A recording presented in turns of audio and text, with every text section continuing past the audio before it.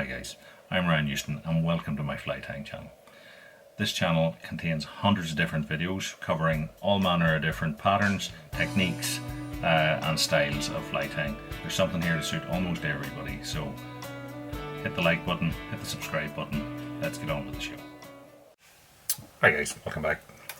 So what we're going to do tonight is a version of the Willie Gunn, and this is sort of close to the original version of a Willie Gunn, and this is going to be tied on a Waddington shank.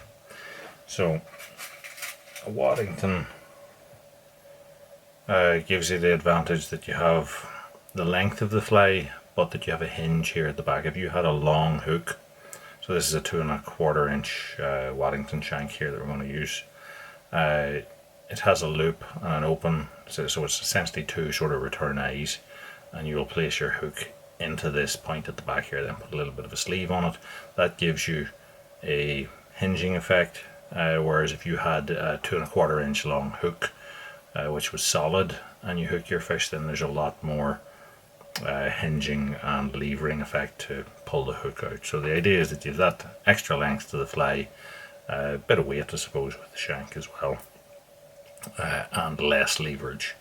So what I've done here is I've put it into the vise, but these ones that I'm using here are up-eyed, and therefore what I'm going to have to do is flip my vise sort of onto the side to tie the fly here. So the thread I'm going to use is a Textreme 60 standard black. I'm going to start this at the front here, and then run it down the shank. Now, given the length of the shank, that's quite a bit of wrapping, and I'm sort of using the tag end here of the thread as like a ramp, just so that it all runs itself fairly close together. Along with this also stabilizes the spare leg of the shank. And I'm going to stop here. I'm not going to go right back. Initially when I tied Waddingtons, what I did was I put a hook on them and I tied right back over this, but it always gave me this little gap portion here, which was hard to get round, and obviously if you damage the hook, that's the thing done. So a lot of people, what they'll do is they'll be able to just swap the hook in and out if you leave the eye itself here open, and then just put a sleeve of silicone or something like that there over your hook whenever you're putting it on, and then slide it up to fix it in place. So what I'm going to do is put on a little butt here, and the butt section I'm going to use is of a gold oval. So I'll tie that in, and the cut end of it here, what I'm doing is it'll run between the two, so straight up the middle and between these two legs of the eye, and that will mean that when it settles in there I don't get any tie off bump here. And to secure this, what I'm going to do is I'm going to wrap it on, but I'm going to wrap it on into a little dab of super glue. You could use just varnish as well, or do it without it. Just, I think it will give it a bit more added security. So maybe taking 8 or 10 turns there. Then I'll take my tying thread back, tie across that. I'm going to flip it over and turn it up the underside of the body, and again tie it in between those legs, and that will again give me no step. So for the actual rib on this fly, I'm going to use a gold rib, and I'm actually going to use an antique gold metal rib, but you can just easily use a mylar or a plastic rib. So I'm going to set that on top, and again wrap it down to meet the butt section. So for the body on this fly is a black silk. So what use a black floss or a black rayon. I always take longer than, say, twice as long as I actually need if you're going single, because I tend to tie these things in doubled over. So I'll take the middle of my length, catch it on my thread, so you can see it's running along it, and that allows me to slide it right down to the tie-in point here. And then I'm going to wrap my tie-in thread, take it up to the head, and now I have 2 strands here. So some people will use rotational functions on their vise to do bodies. Personally, I don't. I think it works well like this. So what's happening is that I'm advancing with the front. There's 2 thicknesses of thread here. The front one is wrapping on the bare shank, and the one before is lying on the previous wrap, and therefore I'm getting a double layered floss body as I go.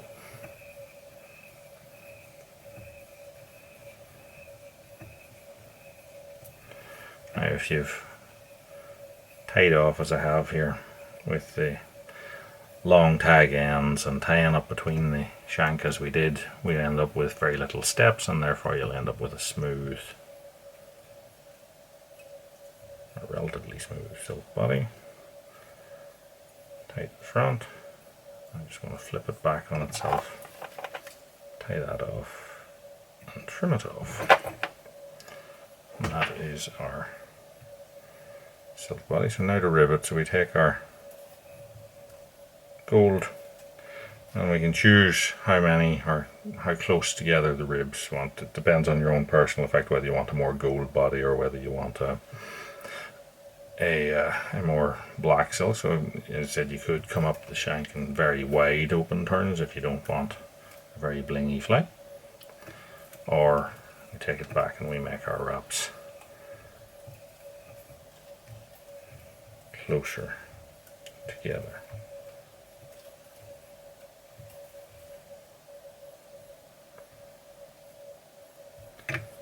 Come to the front.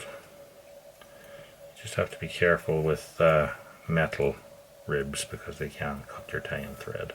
So once I have it tied in, I'm just going to fold it back on itself to stop it from pulling out. Trim that off.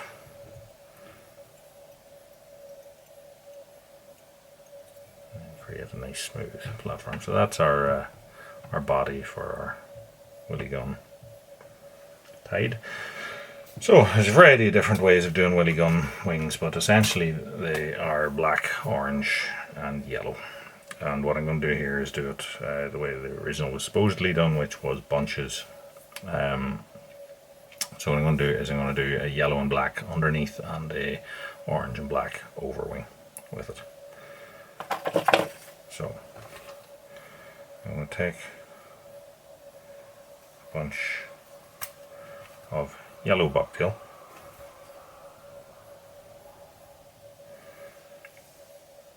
and then I'm going to take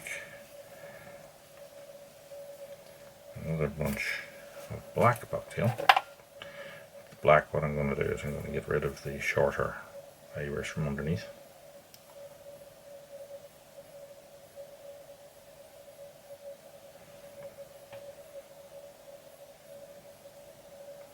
Line these up, and then I'm just going to pull the bunch into 2 or 3 parts, roll it, and that will mix the black and the yellow together.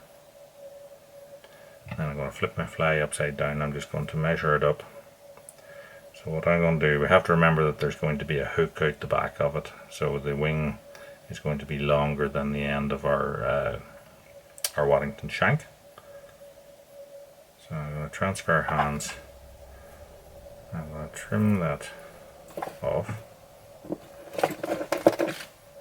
What I'm going to do is I'm going to put a little bit of a thin, clear varnish into that. And I'm going to set it on top there.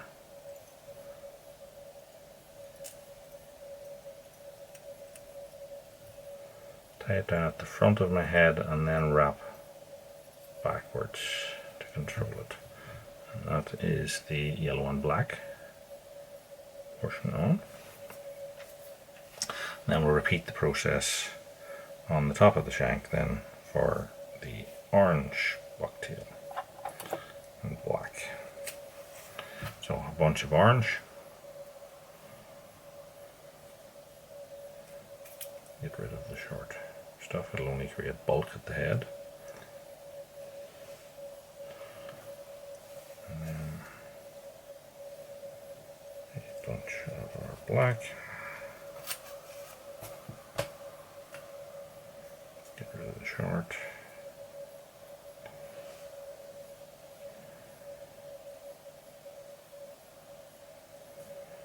Mix the two and just roll it. Again, I'm going to transfer this up, check for length. Swap hands, trim it off straight. A little bit of varnish.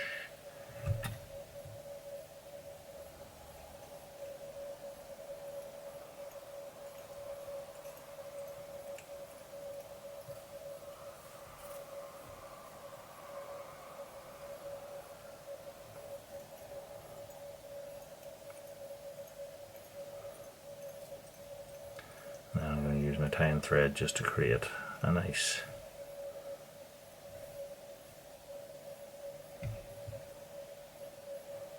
even head.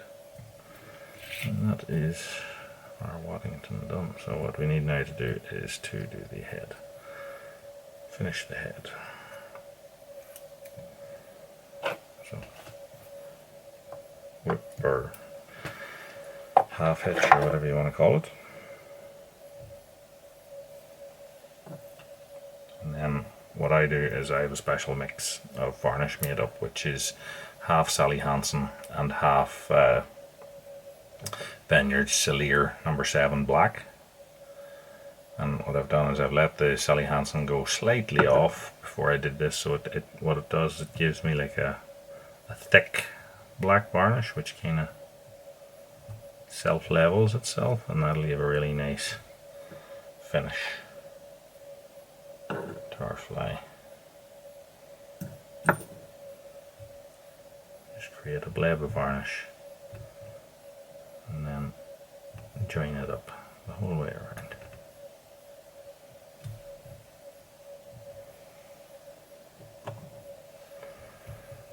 And that is our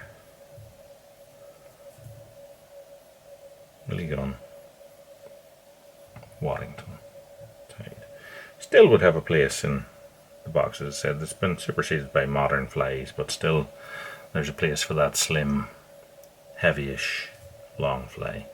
So hopefully you liked the video. If you did, give us a like, subscribe, tell all your friends, check out all the other videos on the channel. Until next time, tight lines, and thanks for watching.